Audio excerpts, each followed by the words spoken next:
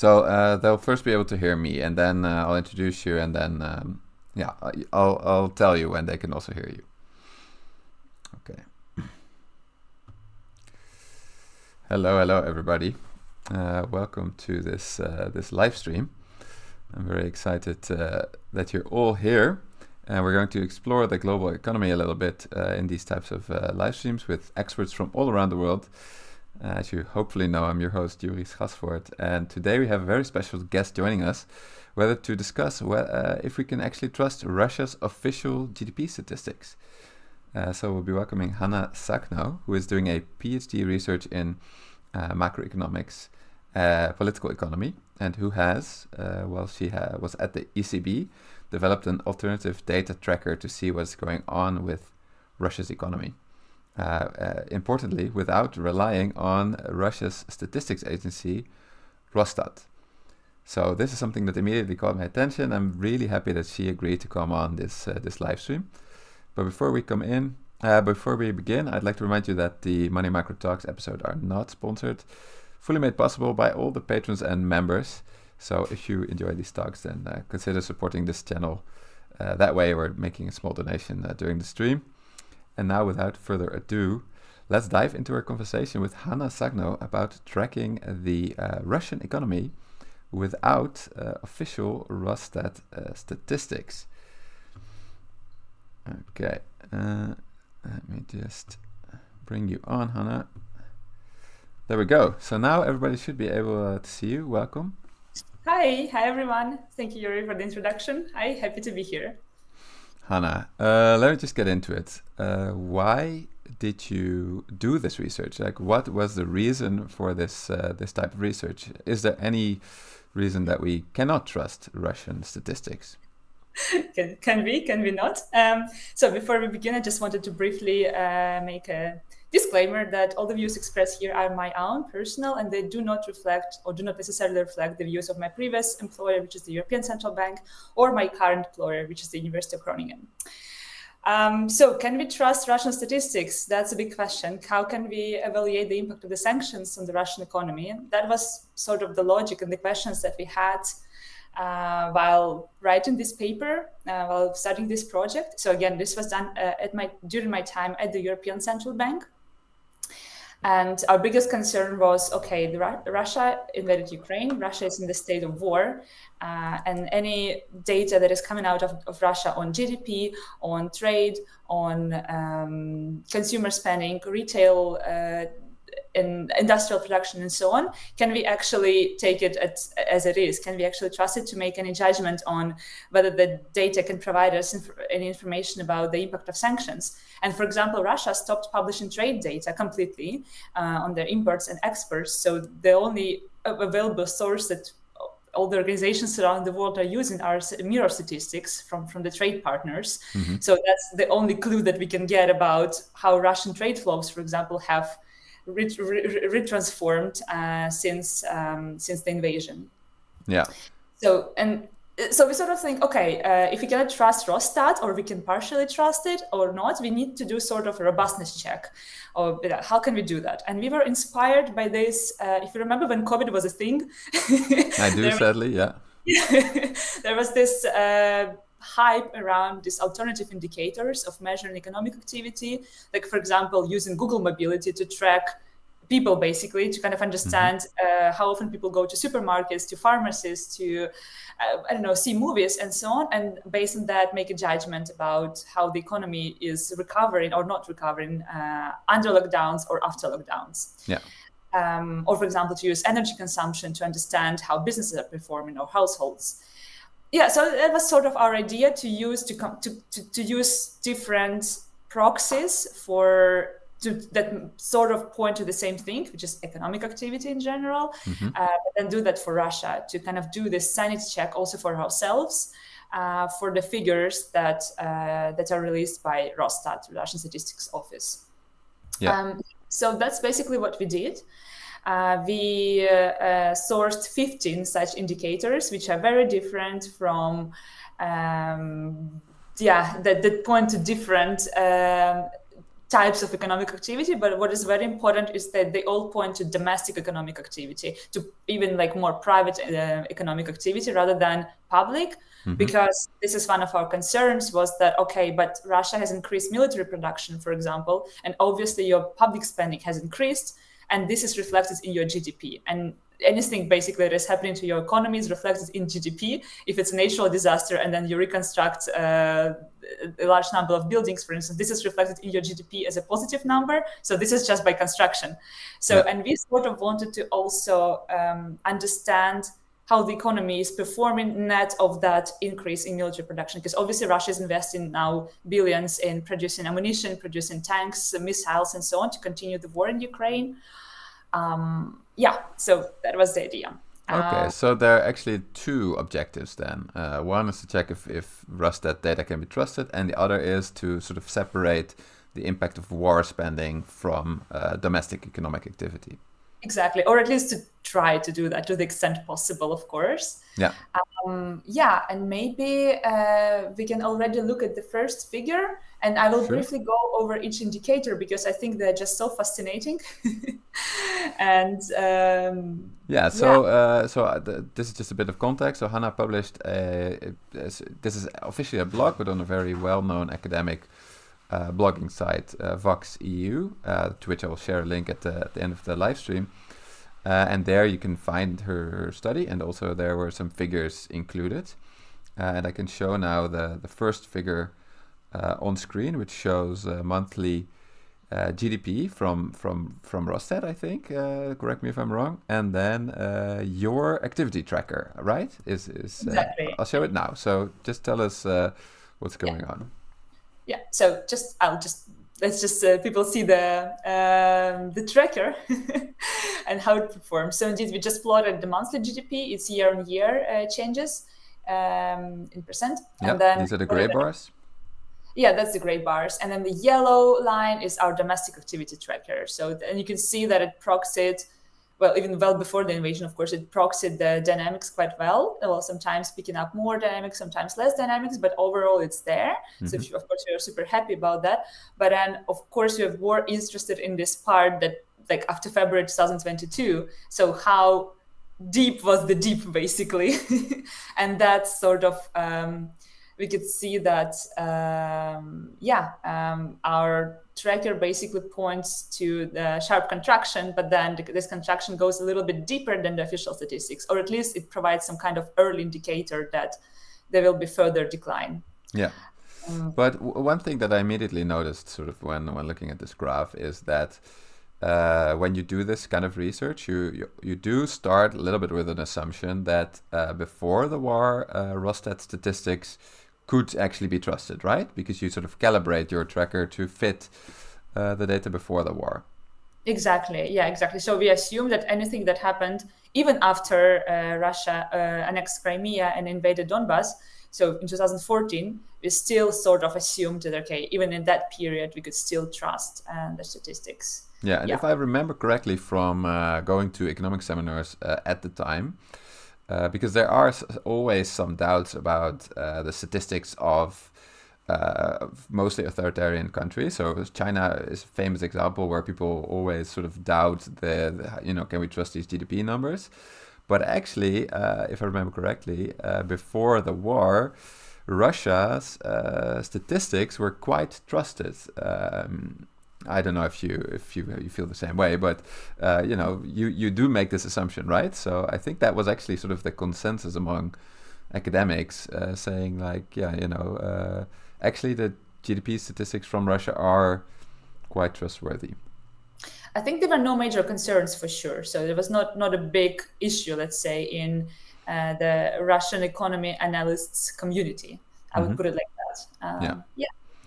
So that assumption is, something I think is important to mention. It is also something I would agree with, that at least before the war, people generally trusted that. Now, of course, you could say, are you naive or something? But I think you have to take into account that there are literally, thousands of academic economists that are scrutinizing this data every day. So if, all of these people that work with this data professionally see no red flags, then yes, even if you don't trust the Russian government, it's a pretty safe assumption that before the war, at least, these statistics can be trusted. And then you mentioned that, after the war, at least a lot of data, was no longer made available. So your question then becomes, hey, can we actually trust the data still? Yeah. Or, for example, very interesting that some of the indicators, so the Russian Statistics Office changed the methodology immediately in February 2022, so that it's very difficult to compare the same indicators in a historical perspective. Or, for instance, some of the indicators are now published at more aggregate levels, so you don't see the more granular data to actually understand what's going on. So it's interesting how they've adjusted. So we don't know whether the data overall are trusted or not, but we see the little pointers, little clues that, okay, something must have been going on. There is something that they perhaps don't want us to know. Interesting, yeah.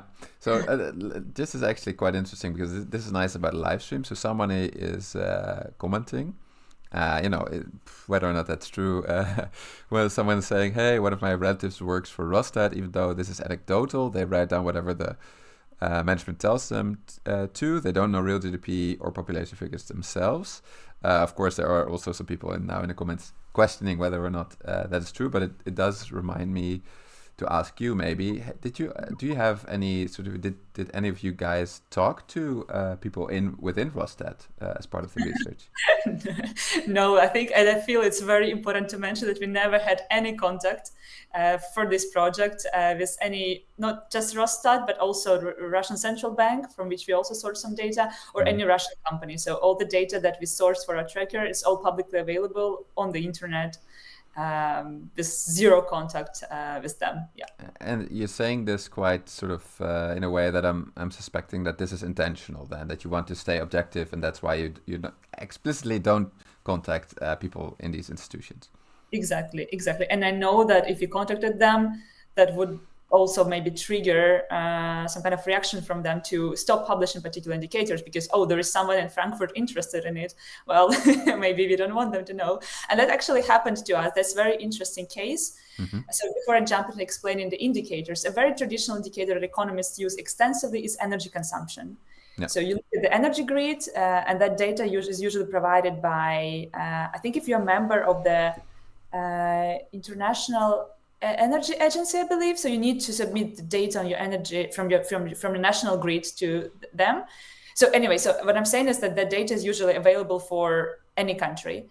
And then we found such indicator. It's literally the Russian energy operator or so. And they used to actually publish on a daily basis the energy generation and energy consumption levels throughout the whole country. So we can actually track that back from the 90s or so on the daily basis. And of course, you do that seasonal adjustment, daily adjustment, and you can see that if it's a recession, for instance, like the energy consumption goes a little bit down because not many factories operate, not many businesses operate, households maybe save on electricity and so on. Mm-hmm. But when we were just trying to write a code to source the data from that website on a daily basis for our research, so we started in October, but in November, one day I opened the website and I realized that they stopped publishing that data. So they disclosed the data and they replaced that with some other indicator like frequency in the grids, which you cannot really judge what's going on with energy consumption. So for me, it was a very big clue that, okay, maybe they actually noticed that there was someone with Frankfurt IP trying to access their website on a regular basis, and they just disclosed the information. And so what indicators were you then left with? Exactly. So let's jump into that. I will just briefly go over all of the indicators. Some of them are super fascinating, some are less, some are more traditional. So we started, of course, with more traditional indicators such as imports. So for how much, so that's kind of to proxy Russian consumer behavior. So how much people still buy, and that data we sourced from Russian trade partners. So from 38 national authorities, mm-hmm. basically. So just imports, Russian imports. Yeah, from Turkey, border agencies, that kind of stuff. Exactly, but we thought that 38 countries that should be enough to cover up to 90%, if I remember correctly, of Russian pre-war trade. Mm-hmm. So then service PMI, that's S&P indicator. That's very familiar, very common. They use this. They poll corporations, including Russia, also all around the world. That's a very common business indicator. So they ask corporations, "Hey, how's business? How's business going? Yeah, how is your business activity going? Exactly." Yeah. From S&P. And then we have foreign brand motor vehicle sales from Association of European Businesses. So it's basically how many foreign branded autos are sold in Russia. Yeah. Then we Does that also include the Chinese brands? Not sure, to be honest. Not sure. Because that's a big one, I think. Because I just did a video on cars, and specifically Chinese cars, and I noticed that sort of Chinese car sales to Russia exploded. I could totally imagine, because it's such an opportunity for China also, because why not? And then, so what we did is, okay, we made this assumption that we do not fully trust Росстат, but we are still okay with the Bank of Russia data, because we make this assumption, okay, they are sort of different entities.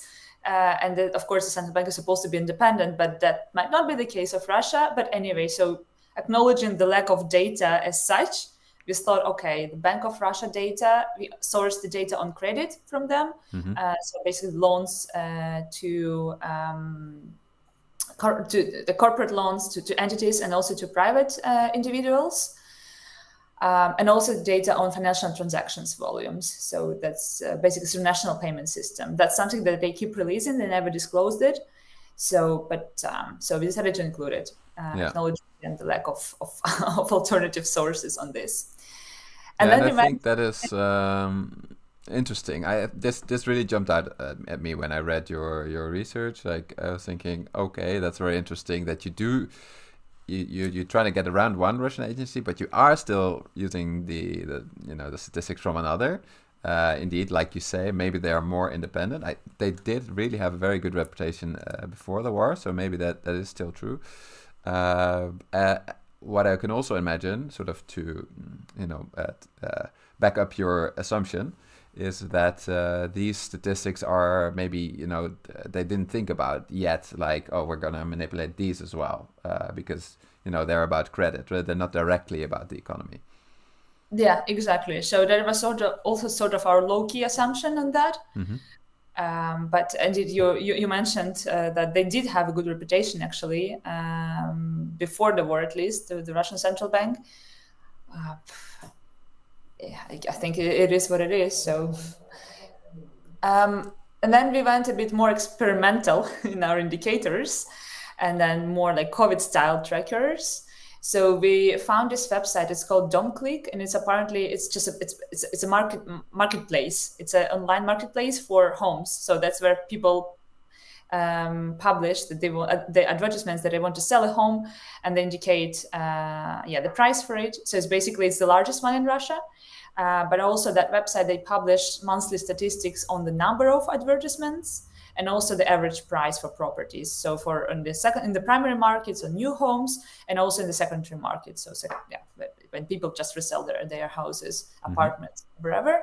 So we decided to go with it to kind of proxy the property market. So when we source data on prices, the average prices, and also on number of listings. So again, for primary and secondary homes.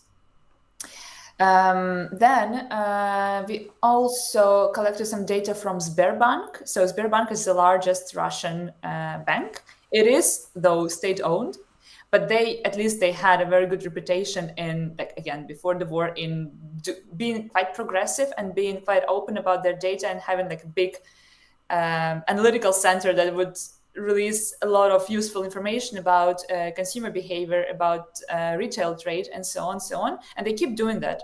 So they didn't disclose the data. So we thought, okay, they have been doing that for years already, releasing the data on consumer spending in different categories, for instance. So that's, of course, that comes from their consumer base, and also for retailers, for their corporate clients.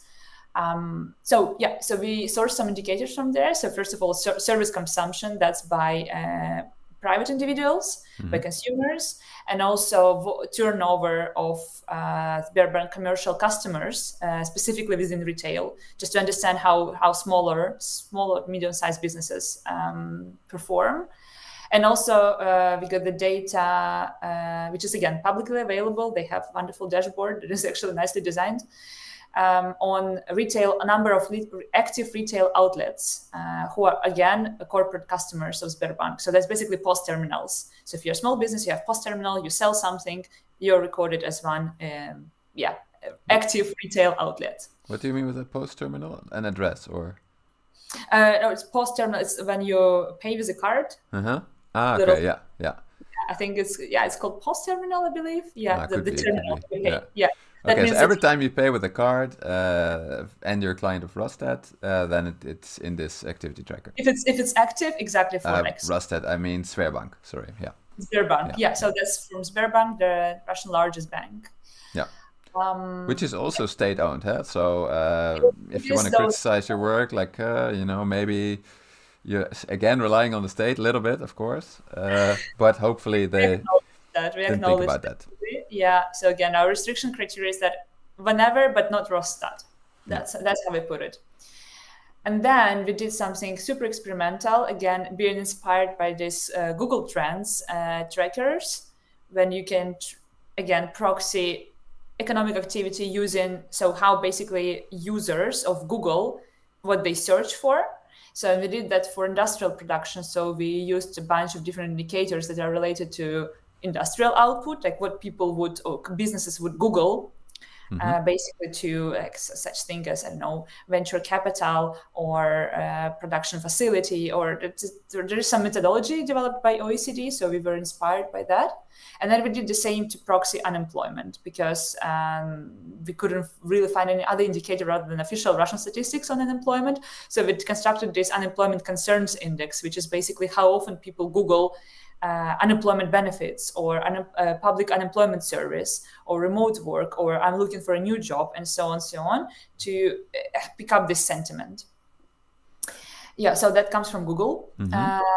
And then very interesting is that, so to sort of also proxy consumer behavior or household spending or so, there is a firm in Russia called Romir. It's a marketing research firm, basically. But what is good about them is they have their own consumer panel. So basically, for example, in Rostat, they want to measure inflation or check consumer behavior. They have their traditional methodology behind it. They have a panel of consumers, and then they poll them every month or so about their consumer behavior, what they buy in supermarkets, to track changes in prices.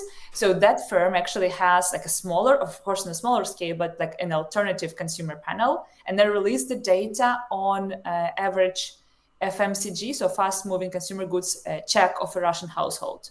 Yeah. So we use that as a proxy for, again, household spending. Fast-moving consumer good is like shampoo and food and consumer goods like you buy in the supermarket, right? That's fast-moving. Exactly. It's everything that you buy in the supermarket. Just go in the supermarket, whatever's in your basket, that's fast-moving consumer goods. Yeah, exactly. Okay.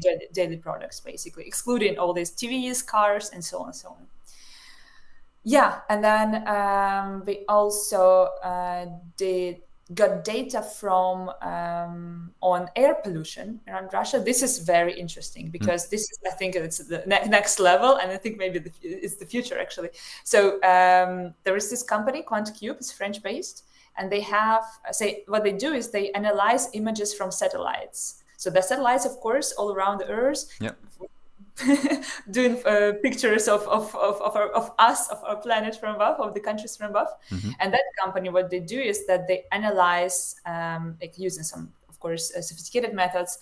They try to track nitrogen, NO2 pollution, like the density of NO2 pollution above particular regions.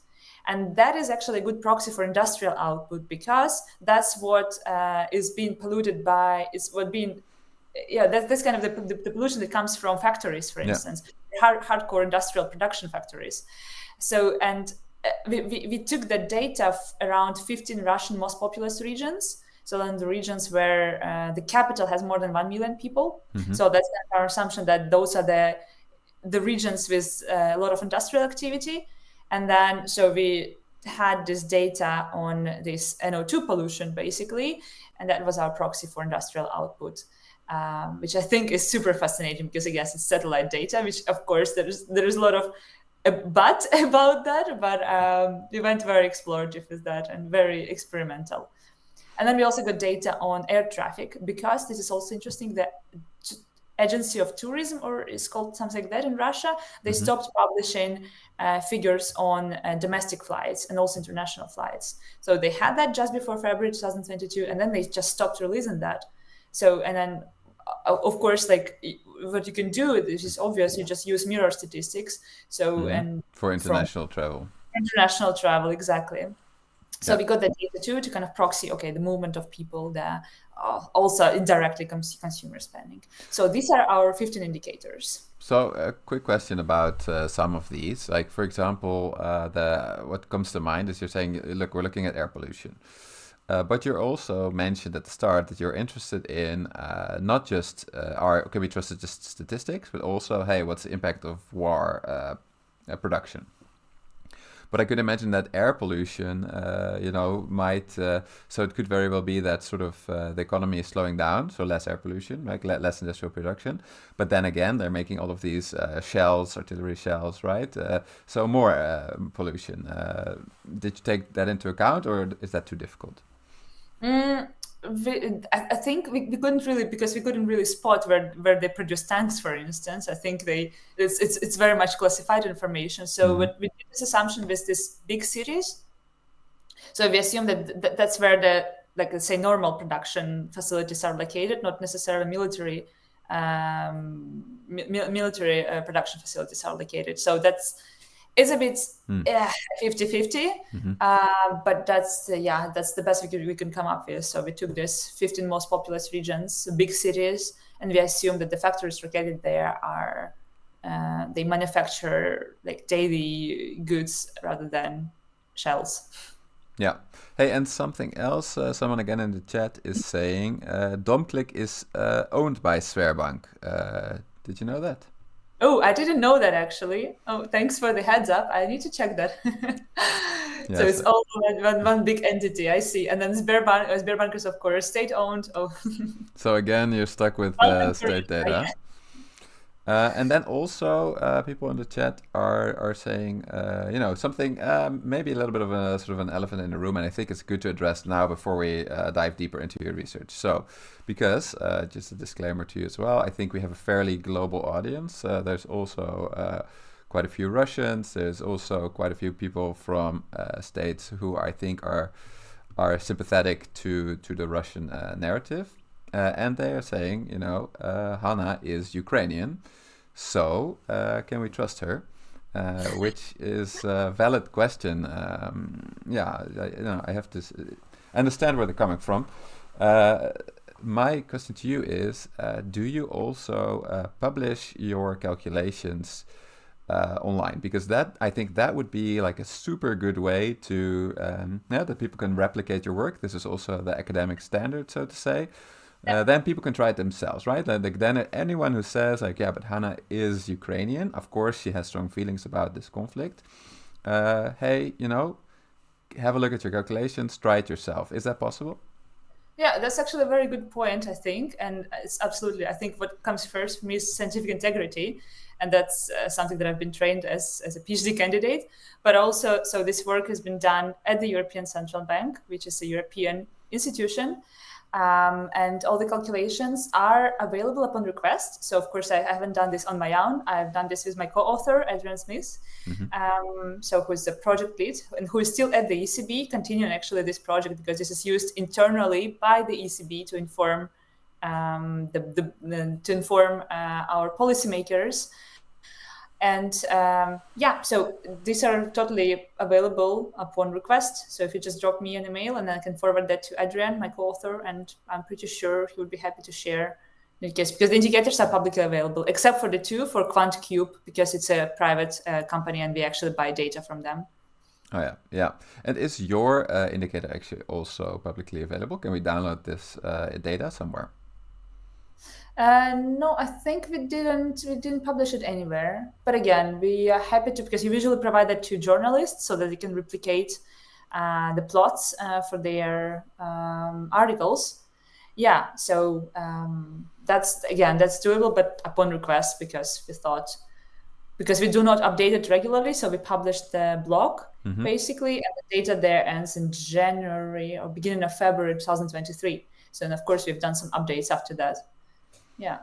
Yeah, I think it, But it would be nice. Like I would also be interested in downloading it, even if it's static. I don't care, right? It's quite easy yeah, to have a GitHub page, for example, have the data available, make the yeah, calculations available there, and then of course, indeed, with the caveat that you cannot publish this expensive data from the satellites.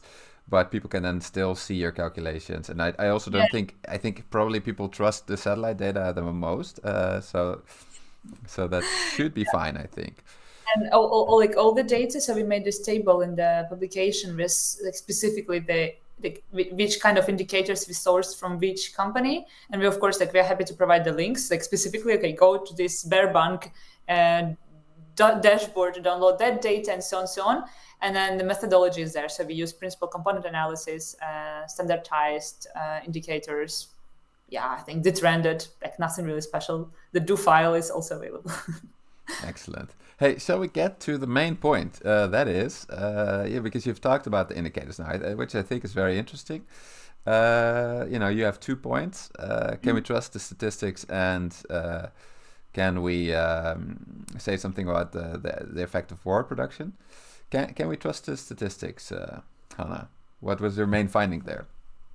I think we need a good robustness check, and we did our robustness check basically. And so our conclusion is that, okay, the indicator that we constructed, the index that we constructed, it did proxy the activity quite well. So in our case, we proxied that against monthly GDP dynamics, and so that followed the dynamics quite closely.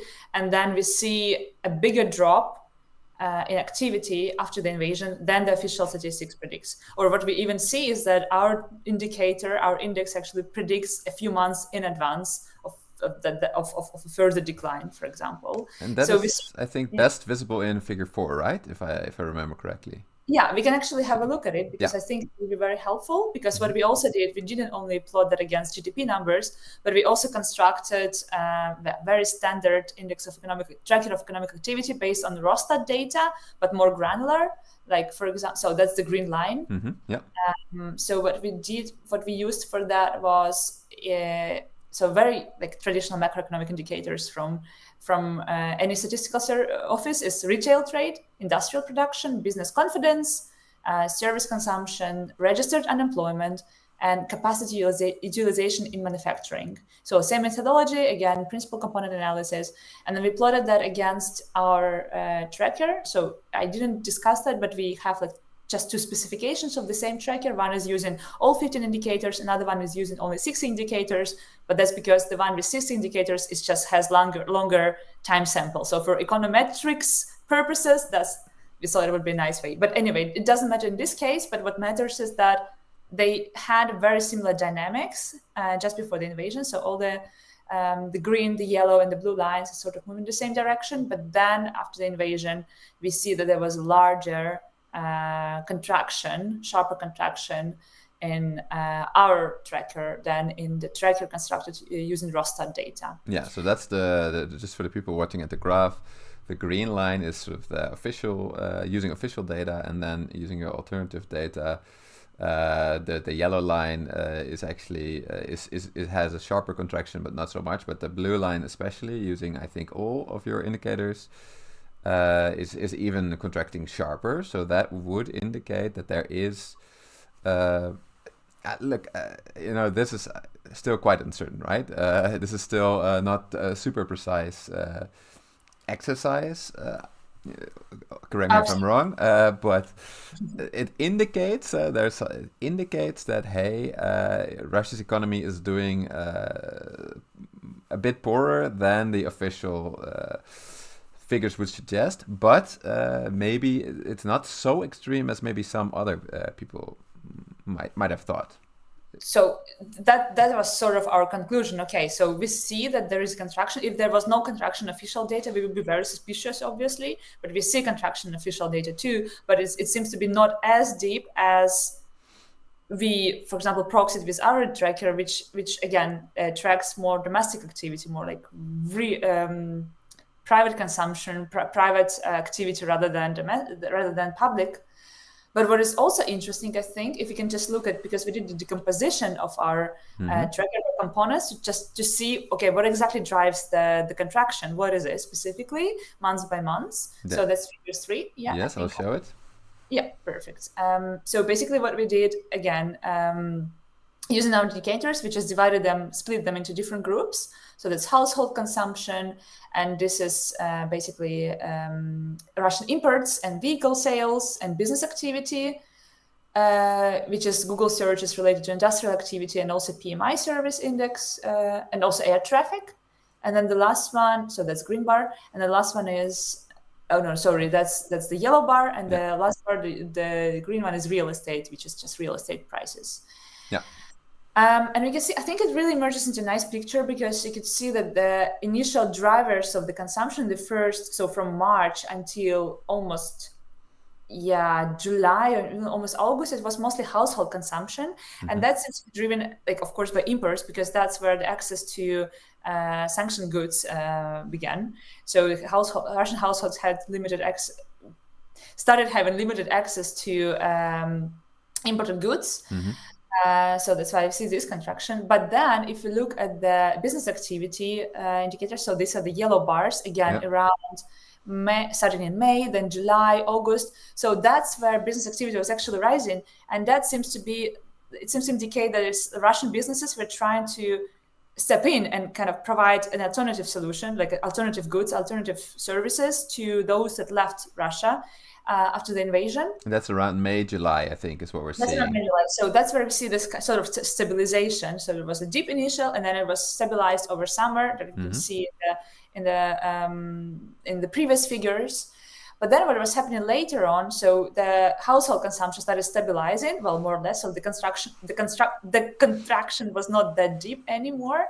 But then the contraction was driven by specifically a drop in business activity. So that's where these are the yellow bars in September, November, January, and so on. And this could be related either to just exhausted capabilities of the Russian companies to keep producing what they were producing, because again, limited access to technologies, limited access to the imported goods that they used to have, but they don't have at the moment because of the sanctions.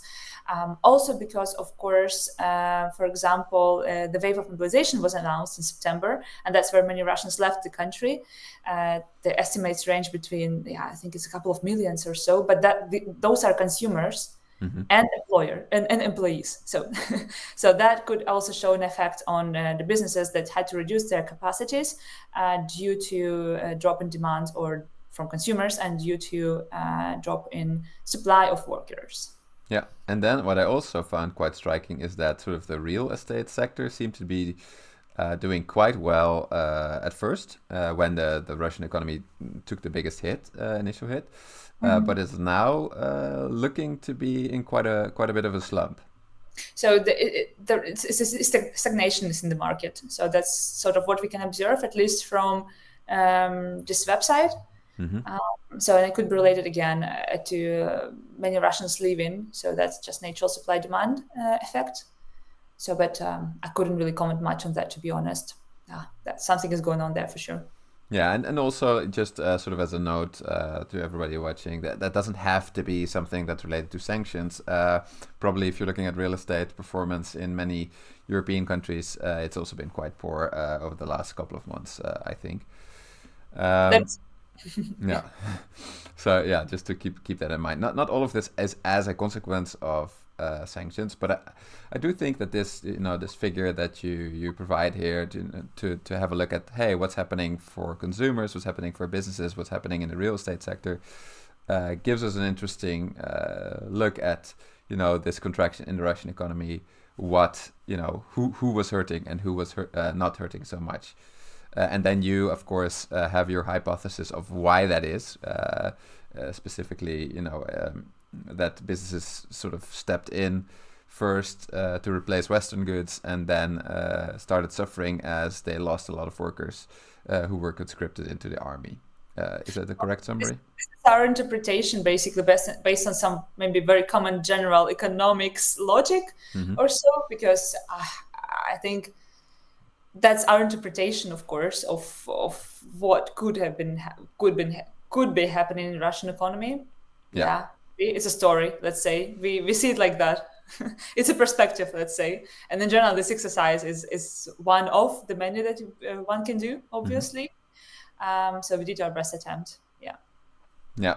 No, fair enough. And I just always, I just want to be sort of open about that sort of what is very, very scientific in the sense that you've collected this data and what is interpretation. And so this last part is interpretation is more subjective, right? Yeah, so I think we basically discussed most of that blog, and I'll share a link.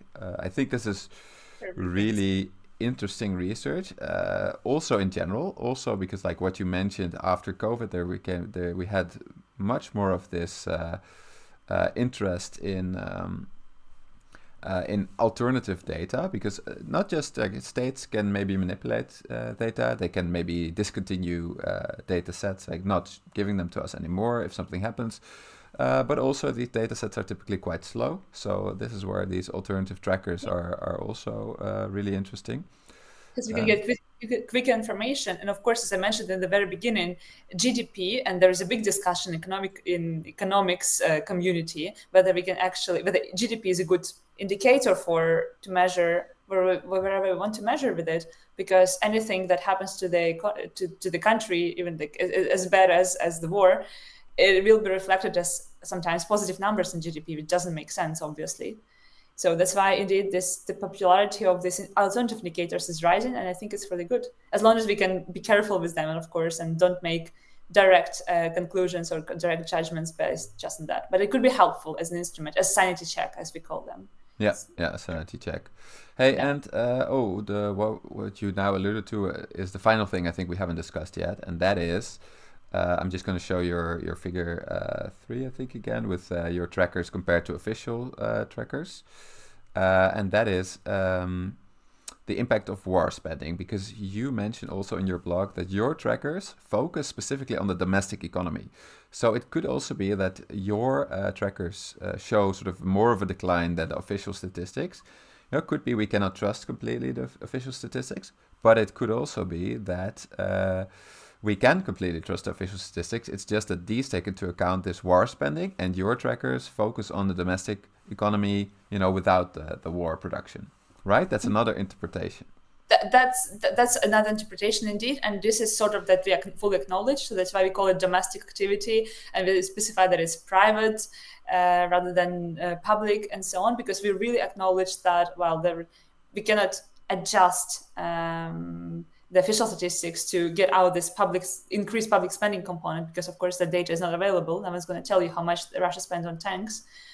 But this is the interpretation. So, and we also interpret it as that perhaps the difference is indeed the difference between, that accounts for this uptick in military spending, perhaps, very roughly, but that's the overall logic. Yeah. So if I can summarize before taking some questions, and then I think we can leave it at that. You were looking at, hey, can we either trust the official statistics, or is there something going on with war spending? You have given us this really interesting alternative tracker that people, I totally recommend going in, reading that blog. I'll post the link after streaming.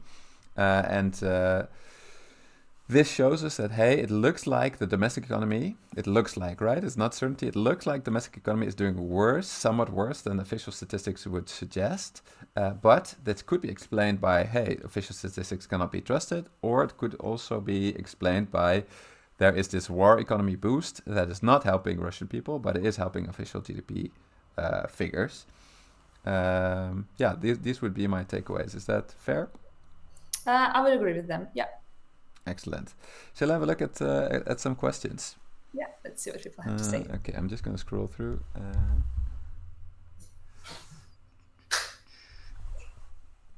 Okay, this is actually so someone asked, and I think this was about figure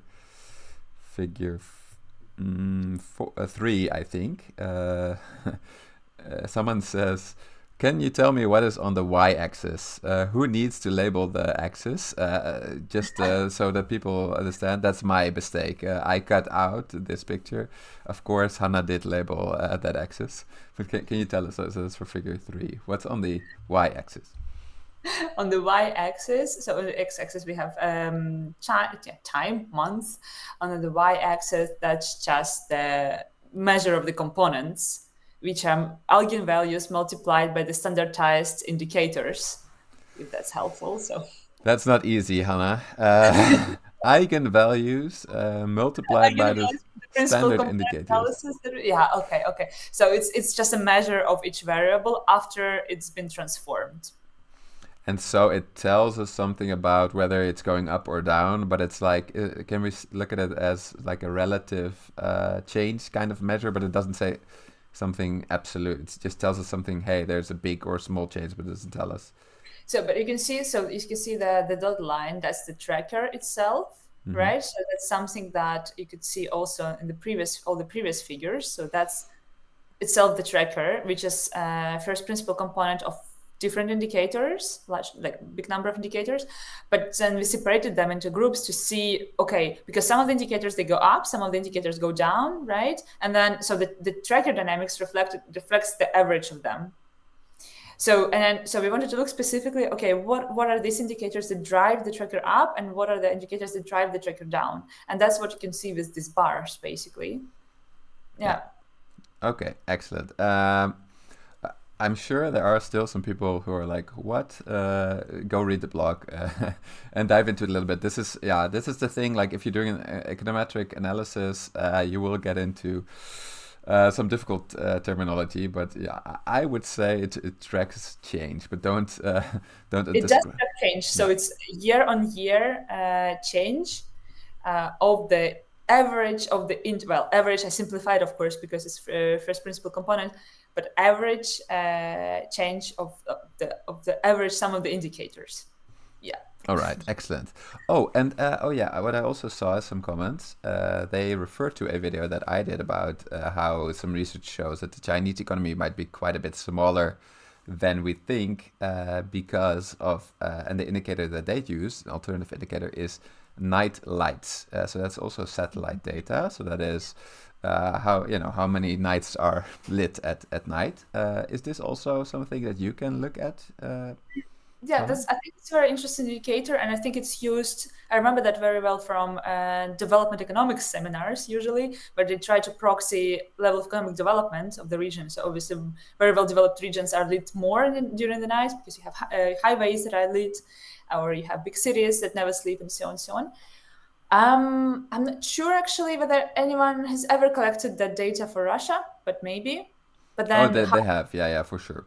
For sure. Yeah, and then how do you interpret the change, right? So if you how would you interpret the behavior? So people turn off the lights during the night, or people are less active during the night because of the impact of sanctions. So I'm not entirely sure how you would interpret the dynamics then. So I think the idea is also that if there are less factories active because there's a big recession, then you'll see less lights, and also maybe people can't afford fuel anymore, less cars on the road, they can't afford a car anymore. But then on the other hand, so maybe our audience also read these articles on, I think it was Financial Times, a really wonderful one, but someone went actually to Russia to check that the factories that produce ammunition or anything related to the war, they work in shifts, like non-stop. And if you see that something is lit during the night intensively, so maybe it's the factory that produces that. So it's also a bit, I guess the result can be a bit biased here. So fair enough. Yeah, that's fair enough. But interesting data for sure. Yeah. Worth exploring. Okay, one more question that I saw. Oh yeah, okay, from John difficult name. Can the speaker comment on how the indicators predicted more growth than Rostat in 2021 versus more contraction than Rostat in 2022, and how sensitivity to change could potentially explain the data? Is that a clear question?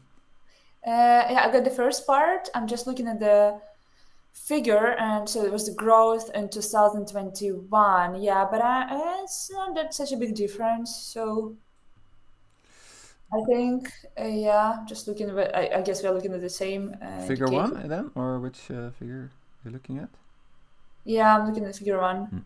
I'm Oh showing yeah, it to people. Huh? yeah, I see it. I see it where you see this uptick in a yellow line around mid 2021 or so.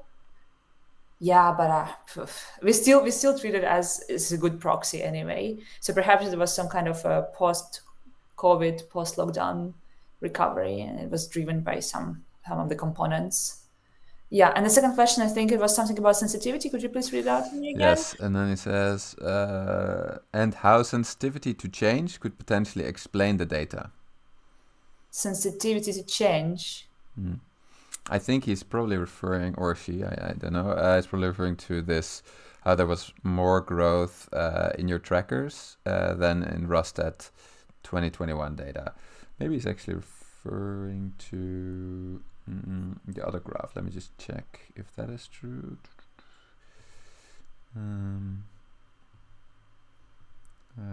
Graph 4 maybe. Is that it? So the domestic tracker is above your yellow tracker there for a bit, and then below.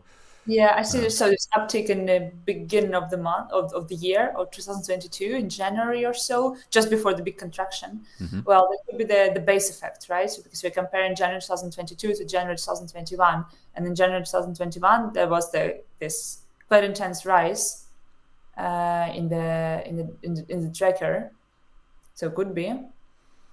So again, we're not saying that this is a perfect proxy. Of course, it's just an attempt to proxy with 15 indicators to proxy everything that is, or even with 6 indicators to proxy everything that is going on in the economy, and that goes directly towards national statistics. And there's some imperfections, obviously. Yeah. Fair enough, I think. There's also quite a few comments in Russian that I cannot read out because I don't speak it, or maybe it's at least in a not in Arabic writing or Western alphabet. Let me just see if there are more questions. Otherwise, I think we'll leave it at that. There's definitely a discussion going on, so this is also often the case. I'm curious to read that later when I'll be rewatching it. Yes, excellent. Now, I think we can definitely leave it at that. So I will post a link to this work. Hanna, thank you so much for explaining it to us. I would be super happy if you could if you could find a way to make your calculations public, mostly because then I think people will trust it more in whichever camp they are. And I'm looking forward to see a lot of your work in the future. Thank you very much, Joeri. Thanks for having me. It was a pleasure.